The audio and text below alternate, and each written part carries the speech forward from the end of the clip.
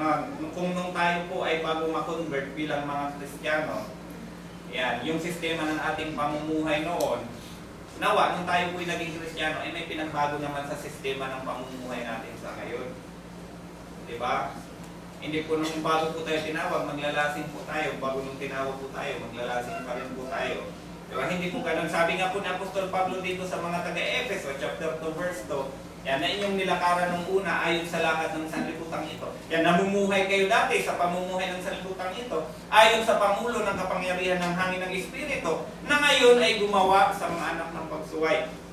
And kaya sinasabi ni Apostol Pablo ay may pinagbago naman na sa sistema ng pamumuhay bilang mga Kristiyano. Diba? And kaya kung mapansin po natin mga kapatid, yan, medyo masakit no, yung katotohanan. Yan. Yung mga ganitong pagkakataon. Yan. Kasi nga, mga kapatid, yan, mapansin po natin, yung sinasabi po ng ating Panginoong Jesucristo, di ba, na maging ilaw ng sanlibutan ito, masama naman po ng mga kapatid, di ba? Yan, na tayo po ay matatawag na mga Kristiyano sa pangalan lamang, na hindi po doon sa sistema ng pamumuhay po natin. Yan. Minsan kahit hindi po natin sasabihin na Kristiyano ako, pero ayon sa sistema ng pamumuhay po natin, tao na mismo magsasabi na Kristiyano yan. Diba? Ganun pong sistema na by actions, hindi lamang po sa pangalan. And yan po yung sinasabi ni Apostol Pablo. No? Yan, kahit sa Apostol Pablo, yung dati niyang pamumuhay, di ba, mapansin po natin, tinatalikuran niya. Diba? Ano pa? Sa Roma chapter 8 verse 7, yan. Sapagkat ang kaisipan ng laman ay pakikipagalit laban sa Diyos. Sapagkat hindi napasasaklaw sa utusan ng Diyos na hindi nga maaari. Hindi nga pwedeng pagsamahin na ang gawain ng laman sa gawain na pang-espiritual.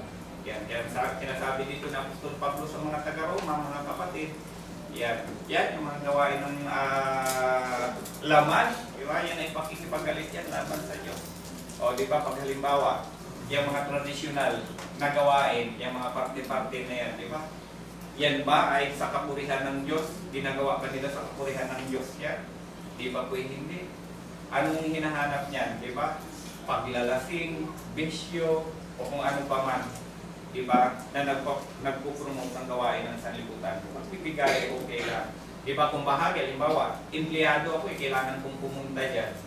Pero take note po, sa eskwelahan, lalong-lalo na sa eskwelahan, hindi po compulsory yung mga ganyang aktibidad.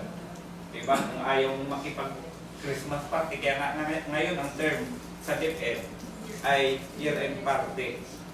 Diba? Hindi na Christmas party. Kasi nga, hindi naman lahat ay may Pasko. Yan. Pero may choice ka pa rin kung atin daw hindi. Yan. Ganon din sa mga company, diba? Kung walang Pasko sa iyo, kung empleyado ka walang Pasko, may karapatan ka na tumanggi. Ay lang kung lalo na po tayo na nakakaintindi ng aral. Diba? Kung alam naman po natin na yun ay isa ikasisira ng ating pananampalataya at relasyon sa Diyos, ay tapat po tayo pupunta. Diba? Kung alam naman po natin yung mga kasamahan po natin doon na makikipagtay mga maglalasing, baka po tayo matukso pa maglasing, huwag na po tayong pumunta. Diba? May mga ganun pong instances. Yan. Yan po yung sinasabi po ni Apostol Pablo na yan ay pakikipagalit sa Diyos.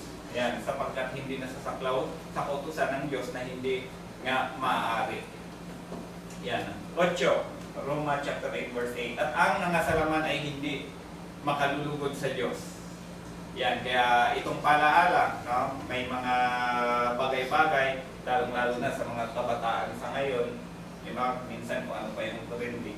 Minsan nga, yung mga hindi nakakatuwa na mga expressions na gaya-gaya pa ng mga bata, no? Na napakinggan lang sa paligid, sa environment, diba? Napakinggan sa social media, yung mga hindi ko nga naintindihan, ano ibig sabihin ng patak na yun, pati yung bata, nakikigaya, yung mga patak-patak na yun, hindi mo maintindihan.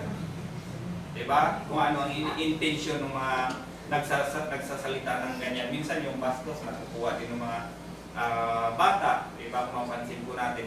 Kaya tayo bilang mga Kristiyano, yan, na nakakaunawa ng salita ng Diyos, ng aral, anuman ang mangyari na sa paligid po natin na ipinupromote, di ba? Ayan, ano man ang uso o sikat. Diba? Anong sabi ni Apostol Pablo nung kapanahunan niya para hindi din maging gayon ang mga Kristiyano? Kasi kahit nung kapanahunan nila ay may mga bagay-bagay na gawain ng sanlibutan na ini-impluwensyahan yung kanilang pagiging Kristiyano. Anong sinasabi po dito? At huwag kayong magsiayon sa sanlibutang ito, kundi mag-iba kayo sa pamamagitan ng pagbabago ng inyong pag-iisip upang mapatunayan ninyo kung alin ang mabuti at kaya-aya at lubos ng kalooban ng Diyos. Hindi porke uso, Kristiyano po tayo, hindi porke uso. Ay uso na rin yan, pwede na rin tayo dyan makijoin sa kanila, makisali sa kanila. Apa, diba? Halimbawa, Church of Christ member ka, Kristiyano ka, diba? Aba, ikaw pa yung una-unang nandun ka sa Halloween party, nakakostyum ka pa ni kamatayan. Diba, nagunan ka pa. O si kapatid yun nakakostyum ng ganun na, hindi po dapat ganun. Diba, yun po ay gawain ng sanlibutan na hindi po tayo makiayon. Kasama po dito sa sinasabi ni Pablo. Kung sa panahon po natin, sa modernong panahon po natin ay naging uso yung mga ganyang kustyum-kustyum. Diba na naglilikha pa ng katatakutan sa mga bata, ay tayo pa yung pasimuno. Diba, kung tayo po yung mga magulang ng mga Kristiyano, ay tayo pa po dapat ang magsaway dun sa mga bata. Hindi maganda yan na magsusot ka ng ganyang costume sapagkat yan ay gawain ng sanlibutan niya. Hindi po tayo pa po mismo mga magulang ang bibili ng costume, di ba? Para sa kanila, Kristiyano pa man din po tayo. Hindi po ganun. Kaya sabi ni Apostol Pablo sa kanila, sa mga taga-Roma noon, di ba, sa mga Kristiyano doon, yan, anuman ang gawain ng sanlibutan, huwag kayong makibahagi. Kasi nakakasira po yan sa isang mananampalataya. Yan. Kaya ito po yung naging hinaing din ni Apostol Pablo kay Timoteo. May mga pagkakataong ganyan. O mga kapatid, tayong lahat ay magkakaiba ng estado ng pananampalataya. Yan. Mayroong sobrang masigasig, may medyo lang, may kunting-kunti lang ang pananampalataya. Yan, may mga ganyang sitwasyon. Kaya may mga pagkakataon talaga mga kapatid na tayo bilang mga mananampalataya, may makita po tayong kapatid sa pananampalataya na ang hilig-hilig pong makihalubilo sa gawain ng sanlibutan. Sa totoo lang po, na masakit ang katotohanan. Yan, may mga kapatid po tayo, kahit nga si Apostol Pablo, may hinaing yan, ibasahin po natin. 2 Timothy chapter 4 verse 10. Yan. Sapagkat ako'y pinabayaan ni Demas, palibhasa inibig niya ang sanlibutan. Sanlibutang ito. At napasa Thessalonica, si Crescente ay napasa Galacia at si Tito ay sa Dalmacia. Ito po yung sitwasyon na nasa gawain sila ng Panginoon. Abay iniwan siya ni Demas. Anong sabi ni Apostol Pablo? O di ba? Parehas silang Kristiyano, parehas silang magkapatid sa pananampalataya. Pero sa sitwasyon, di ba, ng pagkakataong ito ay dumain sa Apostol Pablo kay Timoteo. Anong sabi niya?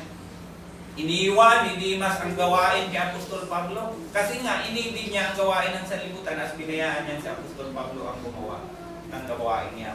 Ganon din po tayong mga kapatid. Di ba? May mga ganyang sitwasyon. Sa pamilya na di ba? Mapansin po natin. O unang araw ng Sanlinggo, si asawang lalaki, mas pinili ang outing. Di ba? Si asawang babae, naglingkod sa Panginoong Diyos. Di ba? Yung anak, naglilingkod, yung magulang hindi. May mga ganyang instances. Diba? Yan.